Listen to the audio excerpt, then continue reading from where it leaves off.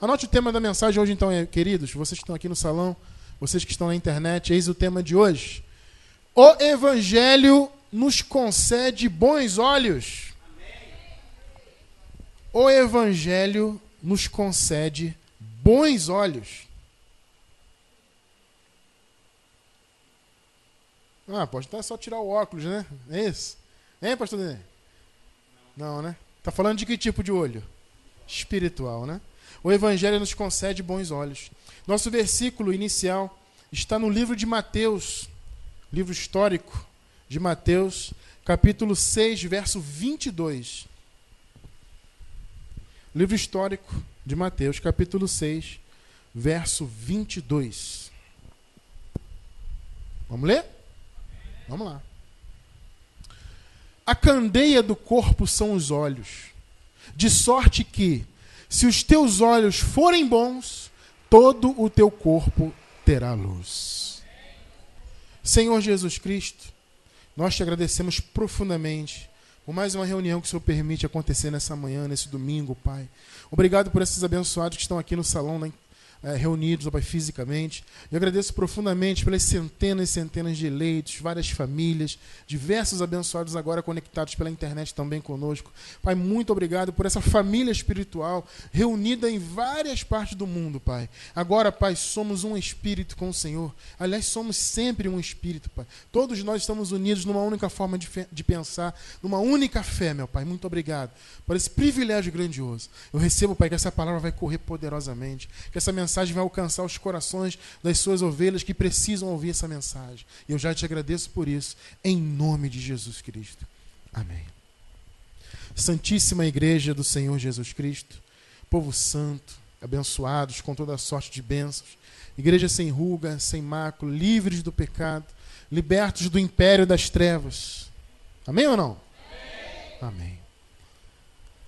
Abençoados, como nós sabemos, nós que defendemos o Evangelho da Graça, quando se fala em Evangelho, nós não estamos falando de várias doutrinas, né?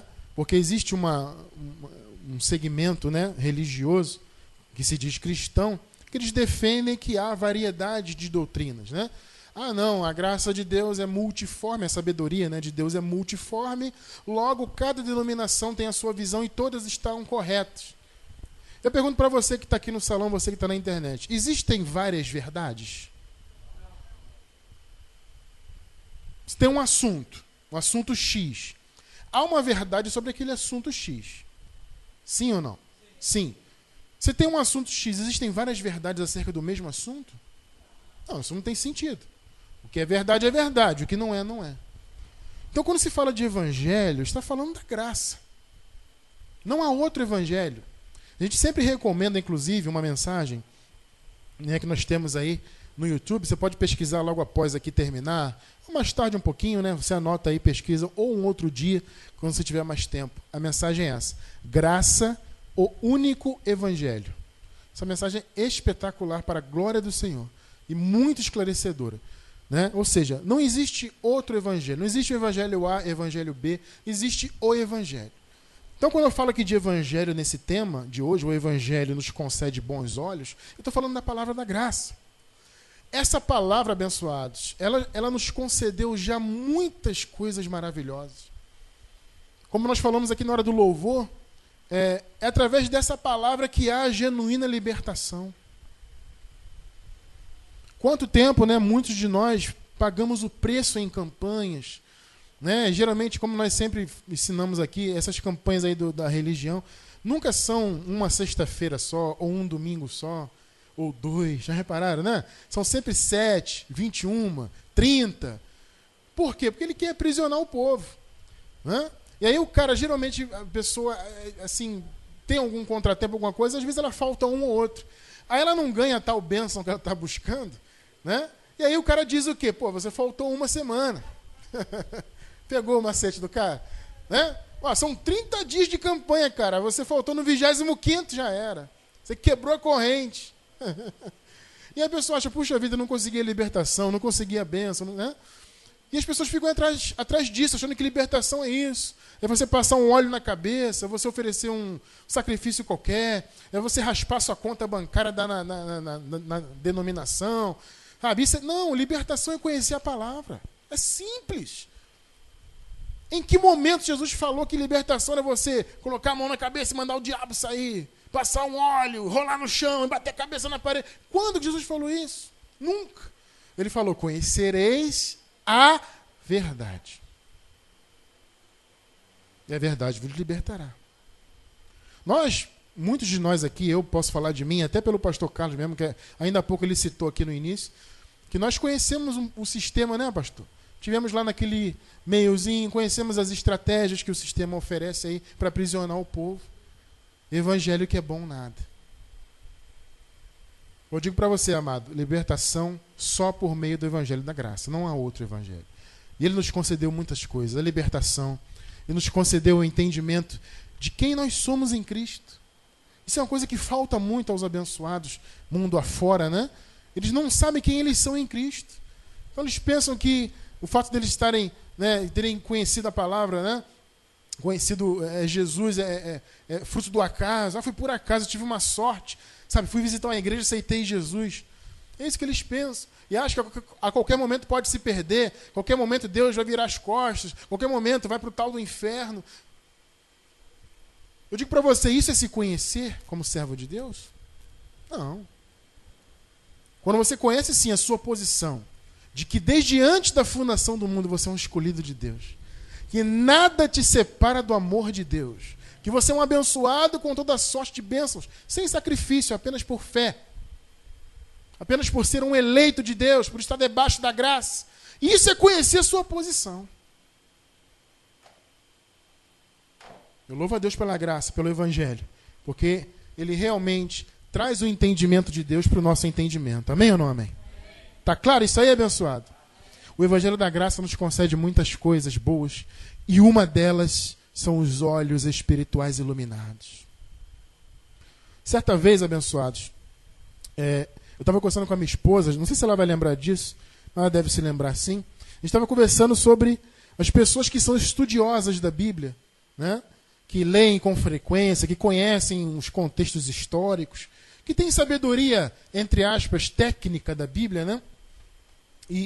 Só que essas pessoas não enxergam a palavra da graça. Você lembra que a gente conversou isso uma vez, amor? A gente estava conversando isso entre nós ali, e minha esposa perguntou assim, mas, Cris, como é que pode isso?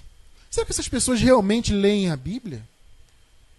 Minha esposa questionou por quê? Porque ela falou assim, é tão clara a mensagem de Paulo, é algo tão óbvio, tão evidente,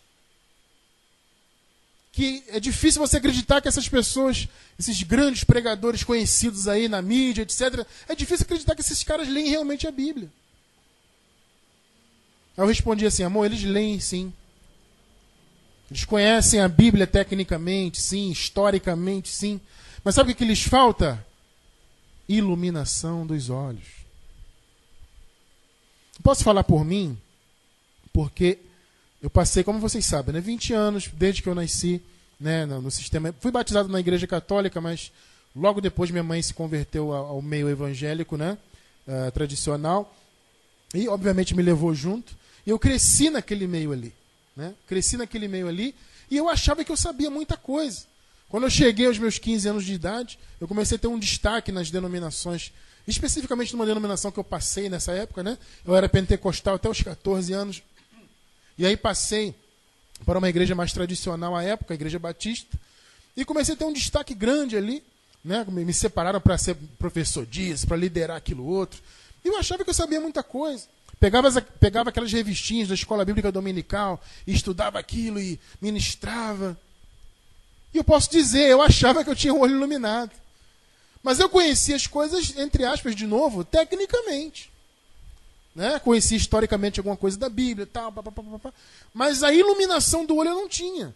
Ou seja, eu passava pelas cartas do apóstolo Paulo, onde se encontra a revelação da graça, e eu não enxergava a revelação. Com todo o conhecimento técnico que eu tinha da Bíblia, com toda a liderança que eu exercia, eu não enxergava. Isso ocorre hoje em dia com muitos líderes aí. É evidente que tem alguns que conhecem a graça e não pregam de propósito. E eu sei quem são. Conheço eles. Conhece graça, meu irmão. E tá cheio aí, ó. Mas não prega porque não é conveniente. Mas existem aqueles que são homens de Deus, de fato. Né? São pessoas até bem intencionadas, mas não pregam a graça porque não tiveram iluminação dos olhos. E foi isso que eu respondi para minha esposa. Falei, amor, é porque esse pessoal não tem iluminação no entendimento. Conhece tecnicamente, lê muito a Bíblia, sabe? Conhece até do ponto de vista histórico, até muito mais do que eu, ou do que muitos pregadores em graça. Porque leem muito, tal, mas não tem iluminação. Então passa as páginas, lê daqui, lê dali, mas o olho não é iluminado. Ou seja, não tem olhos bons. Não tem olhos bons. Veja só aqui o versículo. A candeia do corpo são os olhos. É daqui do olho que sai a iluminação.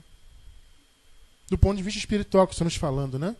Aí Jesus fala, de sorte que, se os teus olhos forem bons, todo o teu corpo terá luz. Note que Jesus relaciona o olho bom à luz. Por quê? Vamos ver por quê. Vamos ver agora. Efésios 1, versículos 16 até o 19.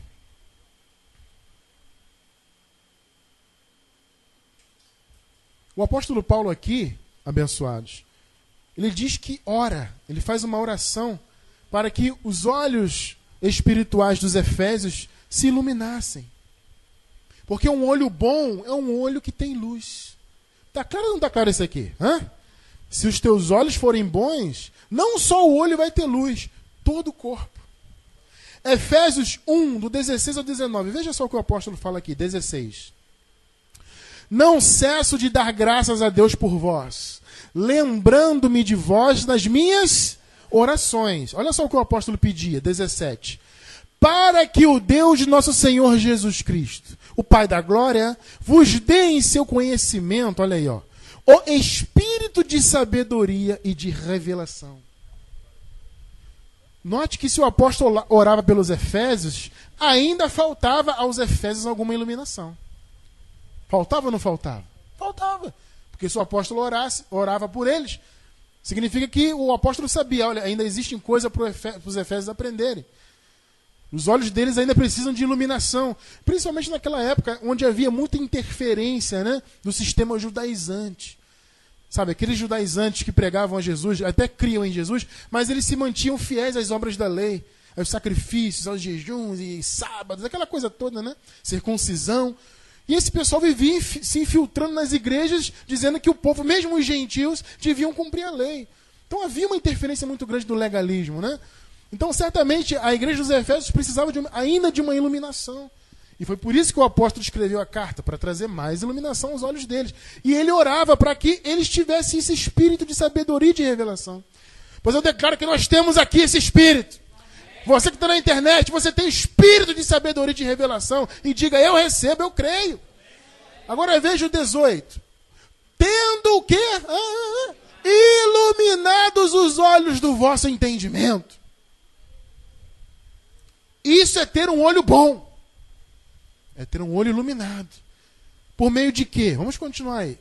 Para que... Ah lá, você vê que o saber é importante. Quando o seu olho... O olho do seu entendimento está iluminado, você sabe. Você tem sabedoria e conhecimento das coisas. Por isso que eu falei, abençoado. Eu passei 20 anos no meio lá do sistema evangélico. Sabia de nada. Achava que sabia muito. Nunca fui soberbo, né? Nunca tive aquela aparência, aquela atitude soberba, mas dentro do meu coração havia uma certa empáfia, né? Por me achar muito sabichão. Até porque era garoto novo, né? Garoto novo, né? E tudo, apesar de sempre fui bastante responsável nessa área, mas de qualquer maneira havia dentro de mim aquela coisa, sou o líder, né? Tal, né? Respeitado. Tio gosta, né? Ainda mais que eu ganhei medalhinha e tudo, né, Messi? Imagina só a carne ativada, né? Me chamando na frente, vai lá receber o irmão Cristiano. É aquela congregação grande, cheia, né? Aí vai lá o irmão Cristiano, todo bonitão. Aqui, irmão, medalhinha. Me deram 2 medalhinhas. Uma porque era o... Como é que é o negócio? O Professor de classe mais novo da convenção. Aí, ó. Tapinha nas costas. Aí medalhinha. Agora a segunda medalhinha, pelo seu desempenho à causa batista. Obrigado, obrigado. Quanta bobagem, né? Volta nele. Quanta besteira, né? Quanto tempo perdido nisso aí. Achava que sabia muito e não sabia era nada. Por quê? Porque o meu olho não era iluminado. Por isso que o apóstolo, então, orou aos Efésios. Porque o apóstolo queria que o espírito de sabedoria e de revelação chegasse neles. Para quê? Voltando aqui, ó. Para que saibais. Agora, qual seja a esperança da sua vocação e quais as riquezas da glória da sua herança nos santos. Quais o quê, meu irmão? O que está escrito aqui? Riquezas. Se você não conhece a graça, meu irmão, se você não tem o olho iluminado, você não conhece as riquezas de Deus. Por isso que fica, luta daqui, e vou perder a salvação dali, e o diabo vai me matar, e o gafanhoto vai tirar minha bênção, e não sei o quê, e vai no monte, e luta. Por quê? Porque não entende as riquezas de Deus. E pior, não entende que essas riquezas já são nossas. Nós somos co-herdeiros de Cristo. Você nunca leu isso aqui comigo? Ei, você da internet, você é co-herdeiro do Senhor. E veja bem, para você herdar uma herança é necessário que o testador morra. Né? A pessoa que fez o testamento tem que morrer para você herdar. O nosso testador já morreu e já ressuscitou. Glória a Deus por isso. Já morreu e já ressuscitou. Então nós somos herdeiros das riquezas de Deus. Mas para você entender isso, só com o olho iluminado. 19. E qual a sobre-excelente, não é só excelente, note isso. O que é a graça de Deus, amado? Sobre-excelente grandeza do seu poder sobre nós. Os que cremos, claro, né? Segundo a operação da força do seu poder. Então, abençoado, ter olho iluminado é ter um olho bom. E só através da graça se tem bons olhos. Amém ou não?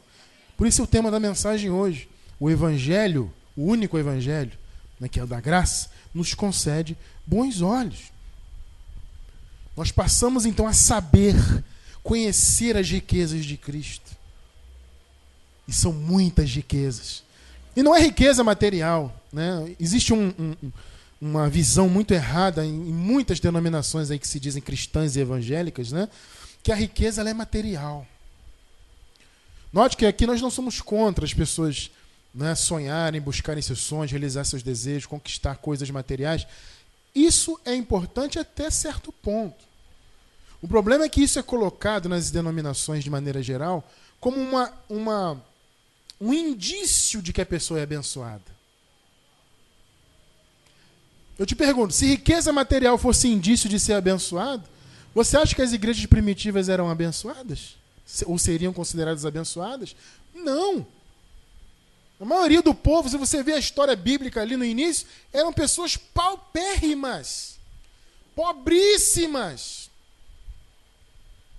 Nem por isso o apóstolo Paulo deixou de chamá-los de abençoados. Você vê que ser abençoado não tem a ver com coisa material. Não tem a ver. É bom conquistar? É. Ah, apóstolo, meu sonho é ter um carro bom, meu sonho é ter uma casa.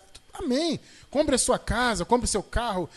Sabe, seja feliz nesse sentido. Mas entenda que isso não é ser abençoado. Ser abençoado é uma posição espiritual. É você conhecer as riquezas verdadeiras, que são espirituais. Vamos ver aqui o apóstolo falando ainda em Efésios. Efésios 3:8. Vamos lá. Vamos ler em sequência aqui, ó. Anota aí. Efésios 3:8. Depois vamos para o capítulo 1. Efésios 1:7. Anote para você ler. E Efésios 2:6 e 7. Eu vou repetir. A gente vai ler tudo na sequência, tá? Efésios 3:8. Depois capítulo 1, Efésios 1:7. Depois o capítulo 2, Efésios 2, versículos 6 e 7. Olha que o apóstolo falou um pouquinho das riquezas de Deus. Vamos lá, 3:8 de Efésios. A mim, o mínimo de todos os santos, o apóstolo Paulo tinha essa coisa, né? Ele se achava realmente o menor dos santos. Alguém sabe por quê? Qual é o motivo disso? Hein?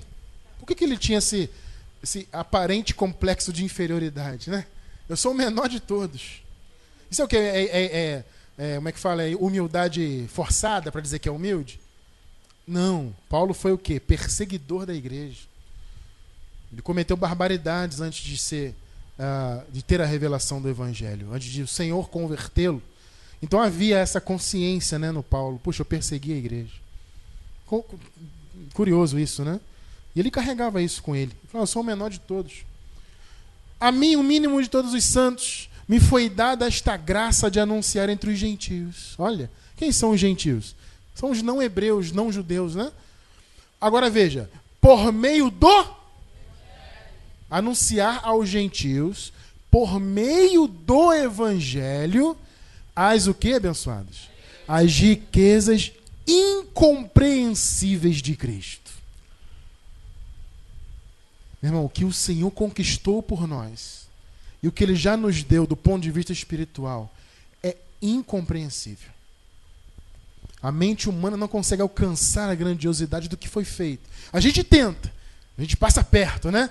A palavra esclarece uma coisa aqui, a palavra esclarece outra coisa ali, a gente vai tentando. Mas a verdade é que eu creio que a plenitude dessa revelação só na eternidade. Porque a mente humana não tem essa capacidade. As riquezas de Cristo são incompreensíveis. Você vê, é mais uma prova de que a riqueza ali não se trata de riqueza material. A riqueza material é compreensível aos olhos humanos. Aqui está falando de algo espiritual que a mente humana não consegue compreender. E como que você conhece isso? O que está sublinhado ali? Por meio do Evangelho. Você vê que é o Evangelho que traz o entendimento. É o Evangelho que faz você entender a riqueza de Deus. A riqueza, ou pelo menos, como eu falei, não tudo, né? Mas alguma coisa a gente consegue entender. Pela graça e pela misericórdia de Deus, Ele permite. Efésios 1:7. Em quem temos a redenção? Quem aqui é redimido pelo Senhor? Tá fraco hoje, hein, Dudu? Cadê o Dudu? Dudu sumiu, abençoado? Ah, foi lá atrás, né? Então, Vanessa, hein, Vanessa? Tá fraco hoje, né, Vanessa? Tá fraco hoje, abençoado? Tá meio distante. Ah, Dudu tá ali, abençoado. Não, abençoado, pode sair no meio do negócio, não. Como é que pode um negócio dele? Dá um brincalhão mesmo, hein? O abençoado abandonou no posto ali, abençoado. Vou te dar um peteleco, hein, rapaz? Vou resolver problema ali, né?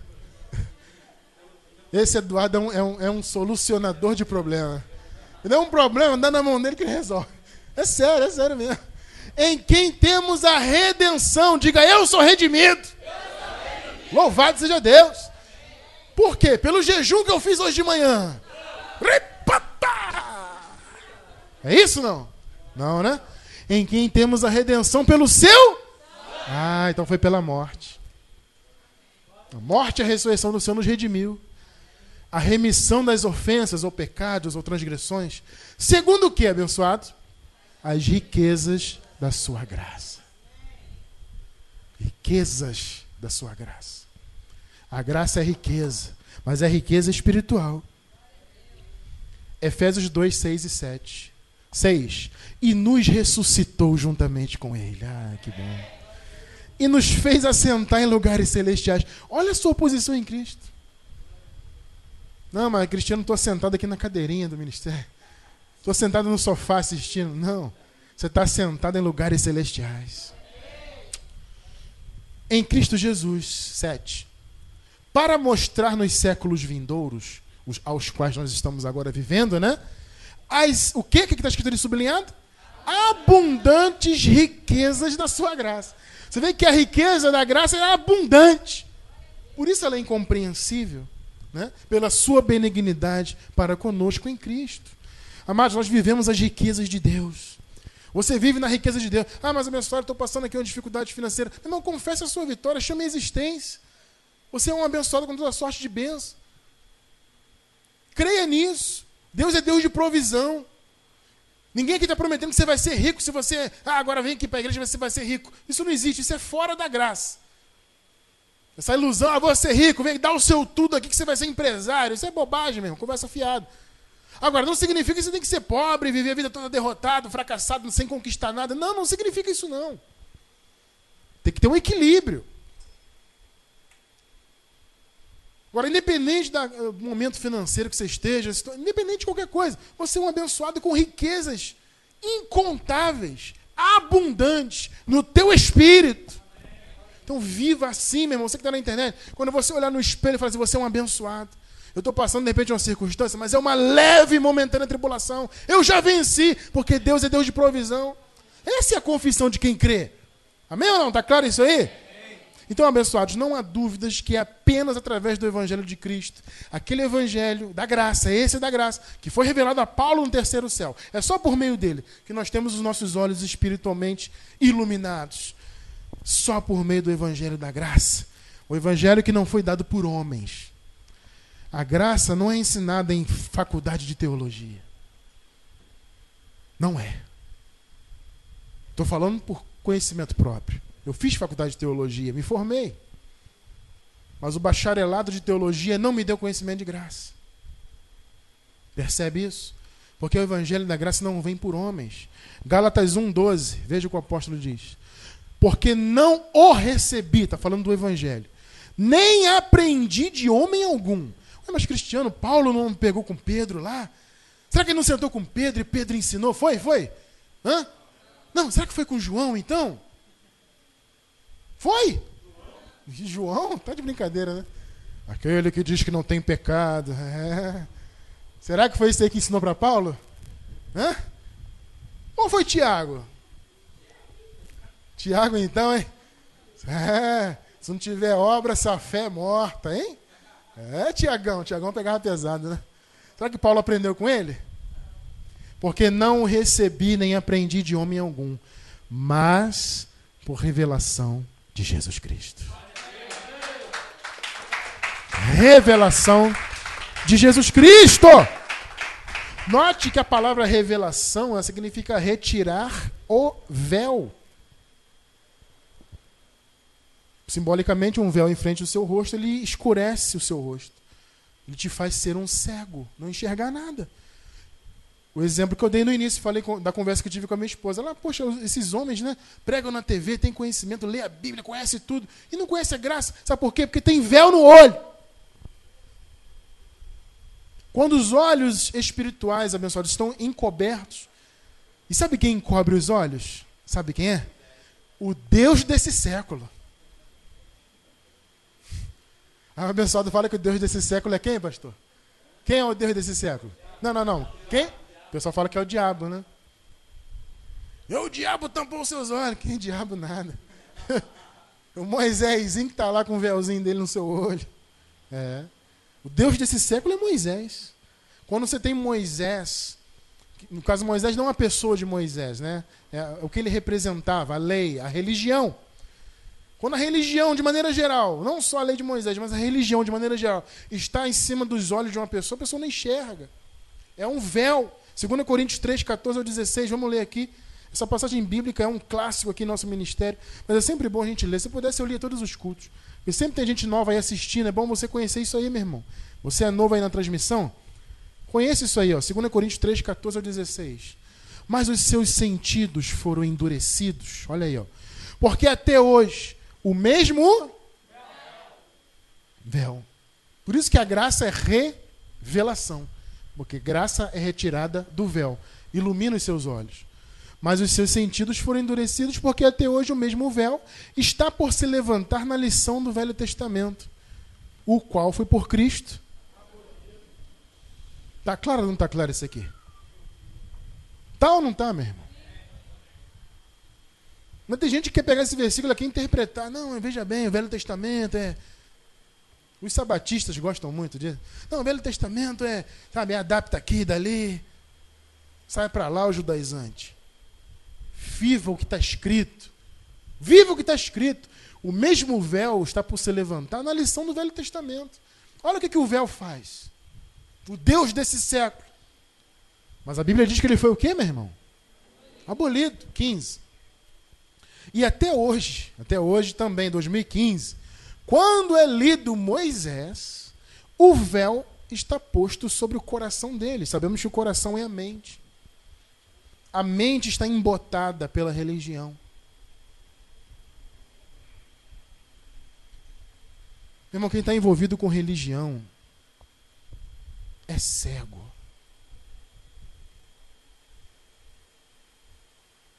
Quantos falam aqui para mim, abençoado, fui falar com meu familiar, ele pulou que nem pipoca, não aceitou. Falei com meu amigo lá do trabalho, hein, pastor Dênio? Uma vez você conversou comigo, né? Um amigo do trabalho dele lá, o cara quase faltou bater no pastor lá. O cara, negócio de graça aí, você é falso profeta, e você agora virou falso profeta.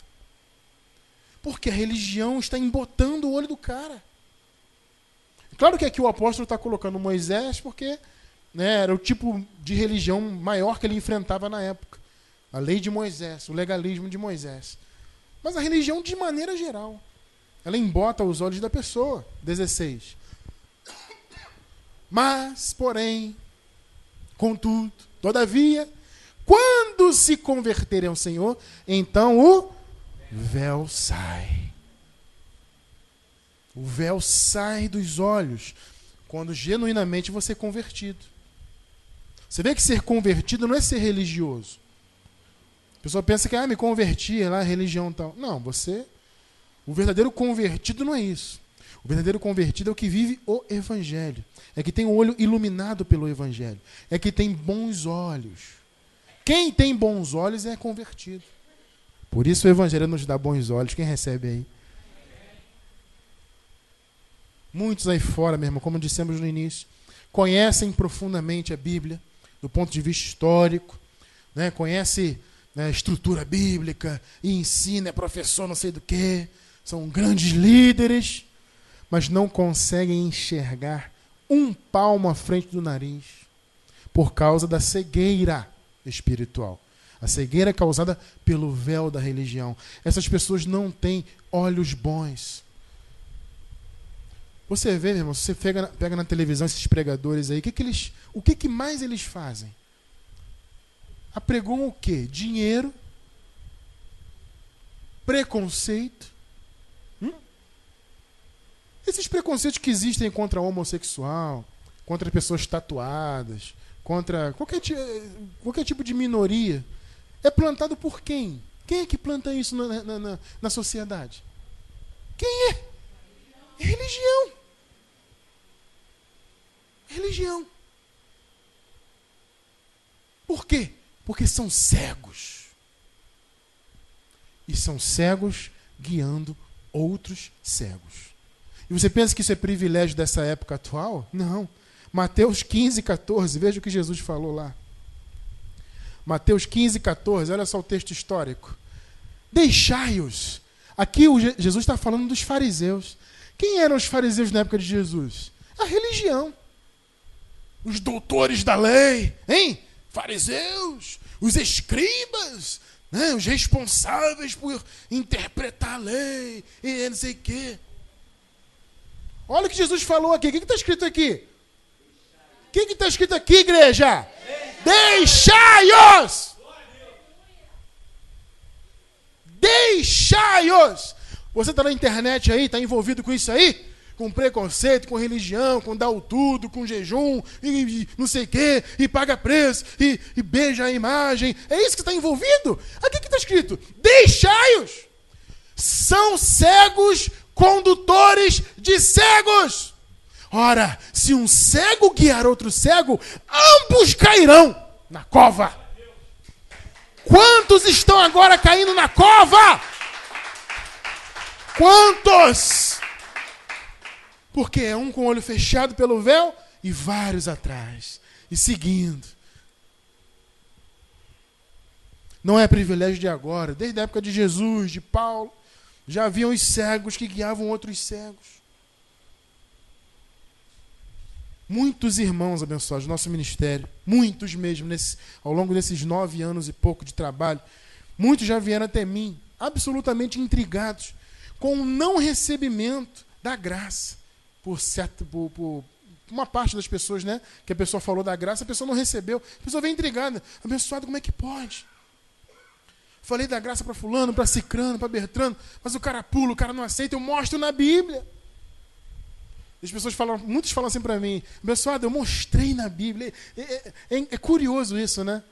Essa coisa de mostrar na Bíblia. Por quê? Isso simboliza o quê? Que o cara está com base. Ele está falando da graça, dando base aqui, ó. Estou mostrando na Bíblia. A pessoa ficou sem argumento, mas não aceitou. Gente, quantas vezes já passei por isso? Ou na internet, ou pessoalmente. Quantas vezes? Incontáveis vezes eu já passei por isso. E mostrar na Bíblia, a pessoa fica sem ter o que falar, mas ela não aceita. Por quê? Porque está cega. Não tem bons olhos. E geralmente está sendo guiado por outro cego. Se cumprindo aí o que Jesus falou aqui. Não enxerga. Uma das coisas mais chocantes que eu já ouvi, e não ouvi uma vez só não, é aquela famosa frase, né? Cristiano, pode estar escrito, mas eu não aceito. Eu já ouvi isso algumas vezes. E é chocante isso aí. Para alguém que se diz cristão, que segue a Bíblia, só falar que não aceita o que está escrito, isso é chocante. Mas por que isso ocorre? Porque não tem bons olhos. Se os olhos não estiverem bons, nem o próprio texto bíblico traz o entendimento. Está lá, preto no branco. Preto no branco. O cara lê, mas não enxerga. Para nós, abençoados, conhecemos a palavra da graça, o evangelho de Paulo, revelado no terceiro céu. Para nós esse evangelho é óbvio. Muitos irmãos até comentam, mas como é que eu não enxerguei isso antes? Sabe por quê? Porque você não tinha um olho bom. Para nós é estranho quando alguém diz que a palavra do novo pacto é como é que pode? Não pode ser. Isso é uma doutrina que você inventou agora. E isso é chocante para nós que conhecemos. Mas, abençoados, eu digo para vocês uma coisa. Nós temos que entender que isso ocorre porque as pessoas não têm bons olhos. E digo, hein, você tem que ter compaixão dessas pessoas. É errado você brigar. Sempre digo isso aqui, eu não tenho vergonha nenhuma de falar isso aqui. No início eu entrava de sola. Quando eu conhecia a graça, eu entrava de sola e debatia. Você está errado mesmo. E dedos em riste, né? Igual metralhador. Mas com o tempo, abençoado, com a experiência, com o mover do Espírito em nossas vidas, nós vamos aprendendo a ter compaixão. A pessoa não recebeu a graça, ore por ela. Paulo não orou pelos Efésios? Ore por aquele que você quer que receba a graça. Melhor do que brigar com ele. Vai falar da graça, ele não quer, ele começa a pular que nem pipoca para lá e para cá. Então deixa para lá, depois a gente conversa. Porque se começar a alimentar, meu irmão, aí pá daqui, pá de lá, bum! Aí faz uma trincheira na casa, né? Cava um buraco, bota o sofá, bum! Outro pega a Bíblia de cá, bum! Ah, mas eu tenho uma revistinha aqui do Silas Malafaia, bum! Não, mas eu tenho uma revistinha aqui do... Como é que é o nome? Não é aquele outro lá? Bum! Mas o meu é R.R. Soares, bum! Mais ou menos, bum! E fica uma guerra dentro de casa. Eu pergunto para você, isso resolve alguma coisa? Não resolve nada. Você coloca um debate na rádio e tal. Liga lá na rádio lá. Tá o Silas, tá o RR, tá o fulano de tal. Começa a debater lá. Você vai sair, você vai desligar esse debate, você vai sair mais tonto do que antes. Tontinho. Você chega meio... Vou ligar aqui o debate, ver se eu aprendo alguma coisa. Ih, meu irmão. Porque um fala de um lado, outro fala do outro. Porque é assim, porque é assado. E não resolve nada. O que resolve é orar. Orar resolve. Ore por aquele que você quer que receba a graça. Para que o olho dele também seja bom. Assim como o seu é bom. Meu irmão, tem que confessar isso. O meu olho é bom. Confessa isso na tua vida. O meu olho é bom, o meu olho espiritual é bom, eu enxergo bem. Porque eu conheço a graça de Deus. Aquele que não conhece, ore por ele. Compadeça-se dele. Vamos ver aqui para encerrar algumas consequências de termos bons olhos. Primeira consequência, obviamente estamos falando de coisas boas, né? Consequências boas, não poderia ser diferente. A primeira consequência de ter bons olhos é que você, com o olho iluminado, você passa a servir a Deus em espírito e em verdade.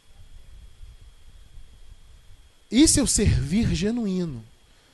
Porque nós achávamos, muitos de nós aqui no salão, vocês na internet, muitos achávamos que servíamos a Deus na lei, né? Com os sacrifícios, com o paga-preço. E havia uma sinceridade. Eu tenho certeza absoluta que vocês que vieram do sistema religioso, havia na vida de vocês uma sinceridade, como havia na minha. Como o apóstolo Paulo fala, né? Escrevendo aos Romanos, ele fala, tem zelo por Deus, mas não com entendimento. Ou seja, havia um zelo muito grande na minha vida por todo aquele sistema que eu participei. Né? Sempre que eu estive envolvido com alguma coisa no meio da religião, eu era absolutamente zeloso. Mas, abençoado, eu não servia em espírito e em verdade.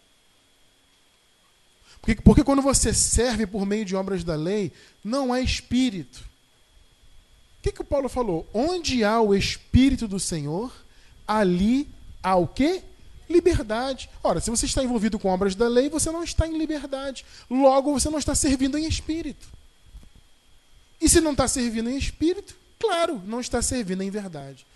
Agora, quando o seu olho é iluminado, quando o evangelho chega no seu entendimento, ele abre os seus olhos, mostra a luz do evangelho, meu irmão, aí você passa a servir em espírito e verdade. Porque você não serve mais baseado em sacrifícios, em ordenanças, em paga-preço, em estatuto de igreja. Não, você passa a servir pela palavra. João 4, 24. Veja só o que o texto histórico diz aqui, ó. João 4, 24. Deus é o quê? Deus é espírito. E importa que os seus adoradores, ou os que o adorem em espírito e em verdade. Isso é o que importa para Deus. Você acha que Deus está preocupado com cerimônia? Hein? Você que está na internet. Vamos olhar aqui. Caiu aqui um negocinho aqui. Vamos conversar aqui. Você acha mesmo que Deus está preocupado com a sua cerimônia? Na nova aliança, se nem na antiga as cerimônias tinham impacto. O que se fazia na antiga aliança era sombra. Não tinha valor nenhum. Deus falou, eu não quero sangue de touros e de bodes. Não quero isso aí. Se naquela época não tinha valor, e agora? Será que tem? Você está preocupado em comer e beber na igreja? É isso? Você está preocupado em oferecer o seu sábado de 24 horas? Está preocupado em fazer festa dos tabernáculos? É isso que você está preocupado? Quem tem um olho bom não se envolve com nada disso. Quem tem um olho bom enxerga em espírito e serve em verdade. É a primeira boa consequência. Agora é importante ressaltar uma coisa aqui. Ter o olho bom, meu irmão, não é só conhecer a graça do ponto de vista técnico da coisa, né? Eu separei Paulo, entendo aqui que é gentil, judeu, parará. Não é isso. Olho bom é quem vive o evangelho. Você vive o evangelho de verdade? Vivo, meu irmão. Então o seu olho realmente é bom. Você serve em espírito e em verdade. E é isso que importa para Deus. Deus não quer seu sacrifício, Deus não quer seu paga-preço, Deus não quer sua cerimônia. Tudo isso é bobagem. Deus quer adoradores que adorem em espírito e em verdade. Segunda consequência, quando o seu olho é bom, toda a sua vida é iluminada. Não é só o olho que é iluminado do ponto de vista de conhecer a palavra e tal. Não, toda a sua vida. Meu irmão, fala a verdade. A graça impactou toda a sua vida. É ou não é verdade? Pode falar. Hein, você que está na internet, você que conhece graça, que vive o evangelho. A graça impactou ou não impactou a sua vida? Completamente. Tudo. Seu trabalho, seu curso, sua família, seu namoro, tudo foi impactado pelo evangelho. Por quê? Quando o seu olho é iluminado, toda a sua vida é iluminada. Lucas, veja só, vamos ler a mesma passagem que nós lemos no início, né, falando do olho bom. Vamos ler num outro livro histórico, agora em Lucas, capítulo 11, versículos 34 até o 36. Lucas 11, do 34 ao 36. Veja só aqui. 34. A candeia do corpo são os olhos. Quando, pois, os teus olhos forem bons, todo o teu corpo será... Meu irmão, o que está escrito ali? Eu vou passar aqui o a luzinha ali para você ler comigo. Ó. O que está escrito ali? Todo o teu corpo. Meu irmão, o corpo, se você parar para pensar bem, ele simboliza a sua vida aqui na Terra. Eu te pergunto, você vive aqui por meio de quê? Qual é o meio para você viver aqui? Qual é o veículo? Ih, meu irmão, o negócio está feio, hein? Qual é o meio que você vive? Qual é o veículo? O corpo. Então, quando a palavra diz todo o teu corpo será luminoso, é toda a sua vida. É todo o contexto que te envolve. Quando o teu olho é bom, todo o contexto que te envolve fica bom e iluminado. A candeia do corpo são os olhos. Quando, pois, os teus olhos forem bons, toda a tua vida será luminosa. Quem recebe essa palavra? Mas, quando forem maus, o teu corpo será tenebroso. O olho mau é terrível. O olho mau, ele é o quê? Negativo, preconceituoso. É ou não é verdade? O olho mau é preconceituoso. O olho mau só vê as coisas do ponto de vista negativo. Por quê? Porque não é iluminado. Uma pessoa com um olho mau, você fica ao redor dela, você se sente mal. Porque é só palavra negativa, é só pensamento negativo. Você nunca espera nada de bom, porque a pessoa está com o olho embotado, está com o olho cego. Então há dois caminhos. Olho bom, vida iluminada. Agora, se o teu olho for mau. 35. Vê então que a luz que é em ti não sejam trevas. Ou seja, às vezes você pensa que é luz, mas é trevas. Quantos aí fora pensam que estão na luz? Eu achei que eu estava na luz durante 20 anos. É o que Jesus está falando aqui. Vê se essa luz aí que você pensa que é luz, vê se isso aí não é treva. 36. Se, pois, todo o teu corpo estiver iluminado, sem ter parte alguma em trevas, será inteiramente luminoso, como quando a candeia te alumia com o seu resplendor. Todo o teu corpo é luminoso. Agora, sabe qual é a consequência disso? Quem está ao seu redor também recebe um pouquinho dessa luz. Percebe por que você é luz no mundo? E você só consegue ser luz se você tiver o olho bom. Com o olho bom, o seu corpo inteiro é luminoso. E quem está ao redor recebe luz também. Nós somos a luz do mundo. Então essa segunda consequência, qual é a primeira? Servir a Deus em espírito e em verdade. Segunda boa consequência de ter o olho bom, a minha vida toda fica iluminada. E, consequentemente, vamos tratar de um terceiro ponto aqui para encerrar. Quando nós temos os olhos bons, nós enxergamos tudo de maneira positiva. Por mais que muitas das vezes a carne se levanta, né? Com pensamentos negativos, mas quando você ativa a palavra, quando você se lembra do que está escrito, e você começa a confessar o que está escrito, é o teu olho bom entrando em ação. Abençoado, você que está na internet, entenda isso. Se o teu olho é iluminado, toda a tua vida é iluminada, e você passa a enxergar positivamente. Romanos 8, 28. Veja que o apóstolo fala aqui. E essa palavra aqui é linda. E nós encerraremos com ela. E sabemos que todas as coisas contribuem juntamente para o bem daqueles que amam a Deus. Daqueles que são chamados segundo o seu propósito.